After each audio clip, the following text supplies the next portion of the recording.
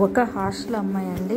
ఇది government hostel private hostel అని పక్కన పెడితే హాస్టల్లో ఉన్న పిల్లల పరిస్థితి ఇలా ఉంటుంది. వాళ్ళ హెయిర్ కేర్ చూడండి ఎంత అసహ్యంగా ఉందో. అసలు శుభ్రతే లేదు.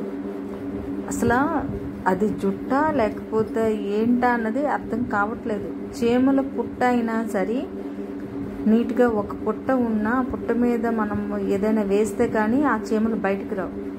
కానీ ఇవి ఇంతలా వచ్చేస్తుందంటే అమ్మాయి తల ఎలా ఉందో, తలని ఎలా కొరికేస్తున్నాయో చూడండి. ఇంత ఘోరంగా ఇవన్నీ పేలండి. చూడండి ఎంత అదినిగా. కానీ అమ్మాయి ఫోటో తీయకూడదు అని ఒకే ఒక కారణంతో అమ్మాయిని చూపించుకుంటా ఓన్లీ హెయిర్నే చూపించామండి. ఆ అమ్మాయి హాస్టల్ అమ్మాయి.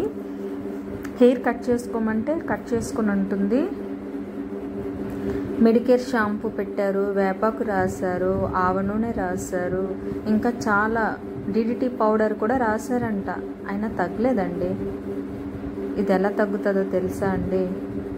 ఒక లోషన్ రాస్తే తగ్గుతుంది. అమ్మాయికి చెప్తే వినరు. ఎందుకంటే నమ్మకం ఉండదు. అందరూ చెప్పేస్తే నమ్ముతారా? ఎవరు చెప్పాలో వాళ్ళు చెప్తే నమ్ముతారు. చూడండి అసలు అది చూడటానికి అసహ్యం వేస్తుంది. కానీ ఇది చాలామంది పిల్లలకి ఉపయోగపడుతుందని ఒకే ఒక కారణంతో దీన్ని చేయాల్సి వచ్చింది. ఇదేనండి పెరిమిత్రిన్ లోషన్ అండి. ఇది కాస్ట్ ఉంటుంది. కానీ ఈ అమ్మాయిగా కాదు, ఇదే హాస్టల్లో ఒక 5 వరకు సరిపోతుందండి. చూడండి ఎంత అసహ్యంగా ఎంత ఘోరంగా ఉన్నాయో పేలు.